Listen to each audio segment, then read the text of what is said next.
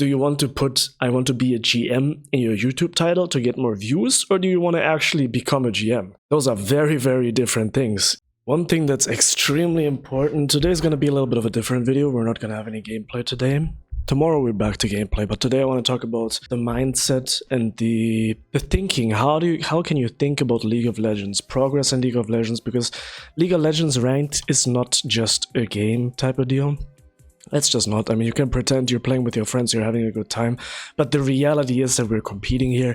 We want to get a higher rank, we want to outcompete other people, which means they are trying to do better than we are, and that's a constant battle. It's also a team game, 5v5.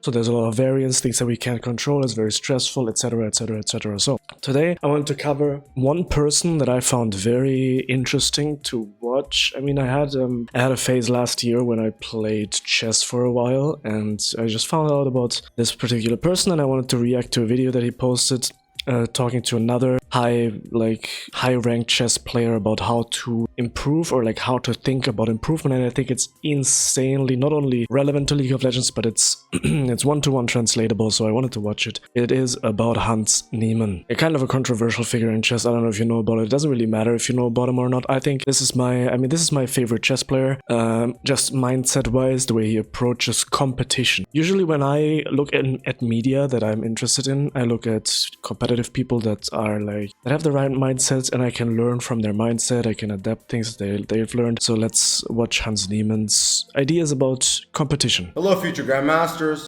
Hello. I've been under a lot of scrutiny, and when I was playing super high-profile matches, there'd be 10 videos all my games, and of course, it's difficult. You know, at some point, I would basically download an extension to block all social media, just stay off of it. So, you know, one thing that I genuinely advise for Levy while he's playing and competing is that, you know, he should literally block all social media during the entirety of the tournament. So what he's talking about is distractions, essentially, right? These people are content creators, especially the one in the middle that you see here. It's Levy. It's a very, it's basically the most popular chess channel on YouTube. But that's irrelevant. The important part is when you're competing, cutting out distractions. How important is it? Insanely important, because our brain tries to manage so many different things, and if we don't reduce them, then our performance is going to be lower. That's just what it is. Like right now, for example, if you relate it to my channel, the reason why I'm struggling a little bit over the last few days is because I know next month I'm going to have to put a lot more effort into friendships and also content creation at the same time. So I don't have the time anymore to 100% only focus on ranked. And that's what you have to do. It is a sacrifice type of thing.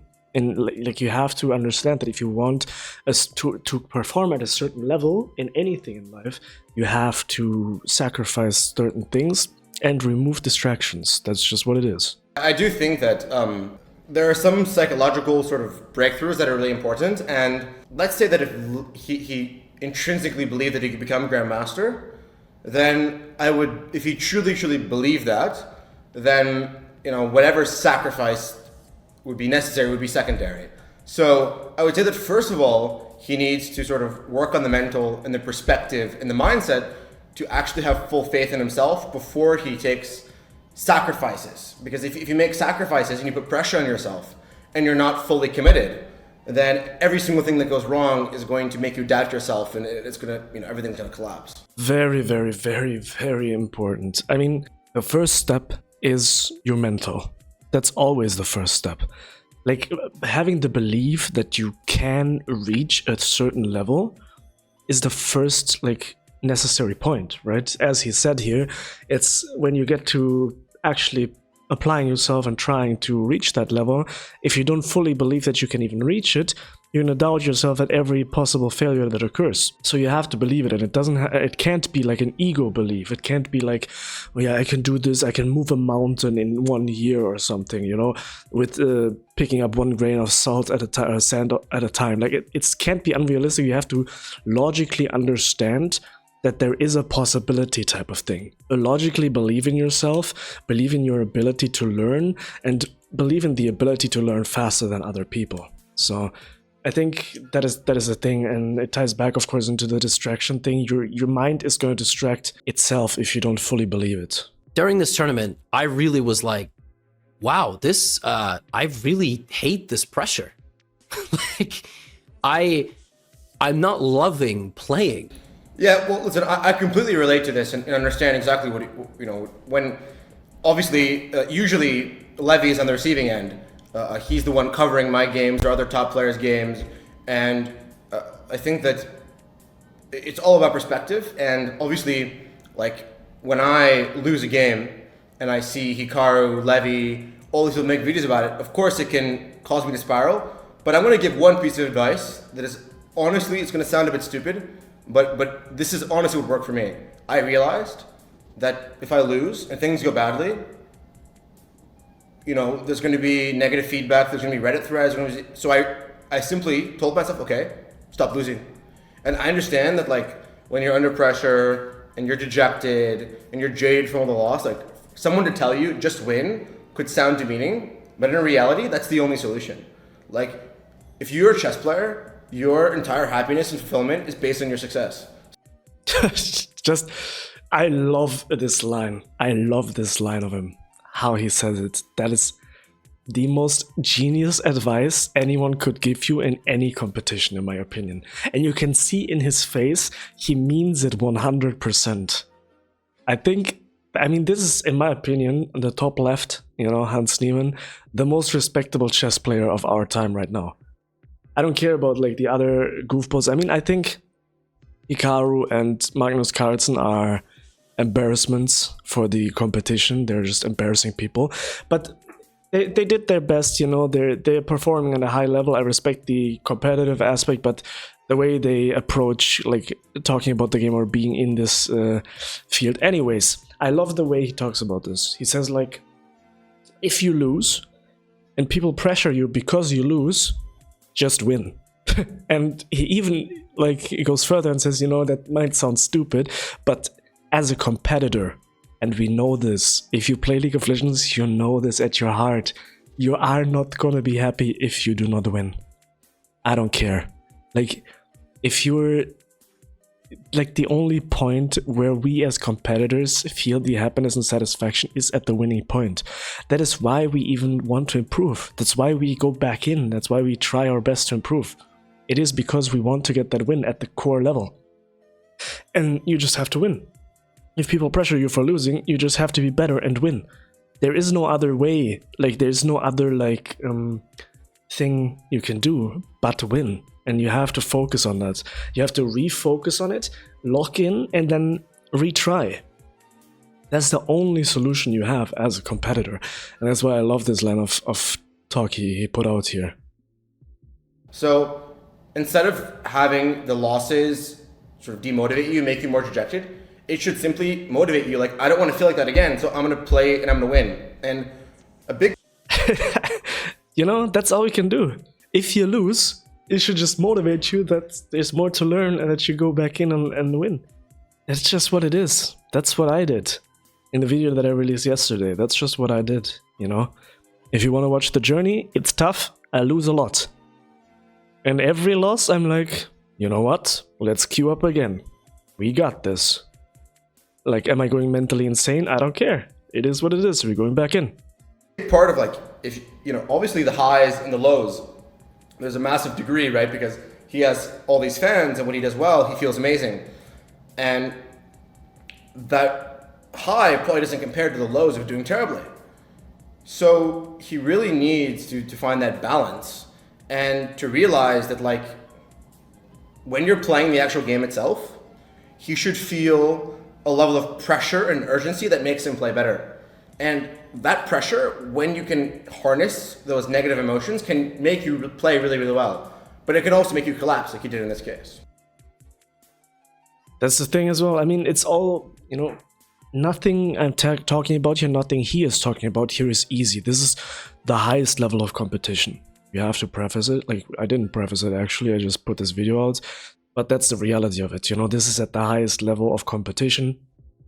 If you overwhelm yourself with negative emotions, it can be very, like, motivating, and you can harness them and the energy, and you can put it into a comeback, basically. But if you overwhelm yourself and you can't handle it and you collapse, that's gonna take a lot of time to recover from, I just want to train and play and win or lose. Like I want to learn and I want to keep training.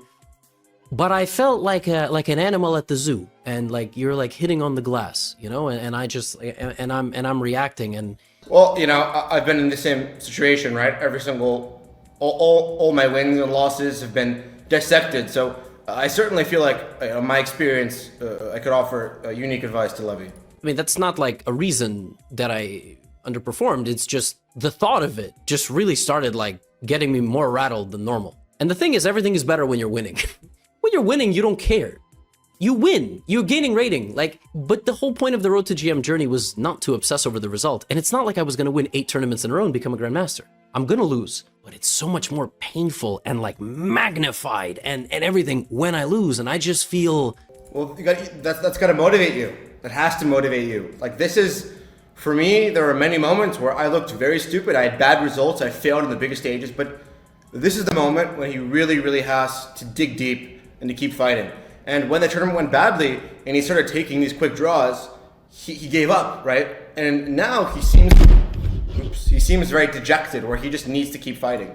Again, he needs to make some very, very drastic changes, right? His entire mindset, his entire training regimen, his entire approach. Like he needs a 180 full mindset approach, like change.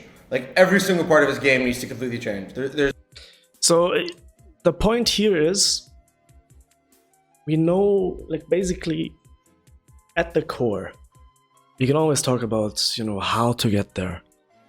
The real journey is like, it's so difficult. It's so difficult. So Levy here struggling, you know, he's like, yeah, maybe I do have it particularly more difficult than other people, but the reality is it's not really, you know, it just depends how much do you want it. That's the difference maker. Really, do you want to put I want to be a GM in your YouTube title to get more views, or do you want to actually become a GM? Those are very, very different things, you know? And I think, I mean, I can talk about Tyler 1 here, you know, and not in a chess format, in a league format. I think Tyler 1 is one of the good examples of he doesn't just want to put it in his title, you know? Tyler 1 doesn't, of course, that's one of the things that motivates him, is the people who say, no, you can't do it. That's one of the things that actually motivates him, which is true for every competitor, you know? You're gonna have people who are telling you can't do it. That's the whole point, you know? But that's the whole point of emotional investment. But the reality is, then you have to actually ignore everything else, your content as well, your family as well, your friends as well, everything you love, and you need to sacrifice it for a while and just focus on the competition. Purely on the competition. Sacrifice everything, become the GM, then you can put it in your YouTube title. So you have to believe it first. That was the first part of this video. And then you have to sacrifice and apply yourself for a long time to actually achieve that goal, because it is a competition. Another person is not distracted by making content. Another person is not distracted by putting, I want to be a GM in my title. And that's the point here, Hans Niemann as well. It's the application. It's like he needs to fully change his approach. And the approach always has to be put the competition first. Otherwise, you're going to be distracted and you're not going to make it. And that's the reality of it. And I wanted to put that in the video, and I like this. I mean, I can only recommend people like who want to compete. The good thing about chess as a competition is that it's very psychologically based, of course. Like the training regimens and stuff like that is kind of streamlined at this point, but the very interesting parts are the mental game in a way. So that can be applied to any competition, but chess is like more isolated in a way. Like the mental parts are more isolated, and I think Hans Niemann is one of the people who talks about it the best. You know, he's not doing it for content. Hans Niemann's content is similar to Tyler 1's content in a way, you know. Of course, there's some banter here and there, some stuff like that, but the entire point is to compete at the end of the day. That is what separates them, and that's why I think Hans Niemann, check him out. I mean, check him out, you know, it's not like I have people to send over to him, but I respect him a lot. I respect him the most from the chess community, and I think he has great advice for everybody, you know, not just Levy, but everybody. So I hope this was kind of informative as a video. This is the first video of the month. I know, like, I hope some people will enjoy the diamond video from yesterday, even though it was a little bit slower, but the whole point of the video was also to show like the exact journey like this, you know. why I logged in, and I did it with the content on the back side, kind of.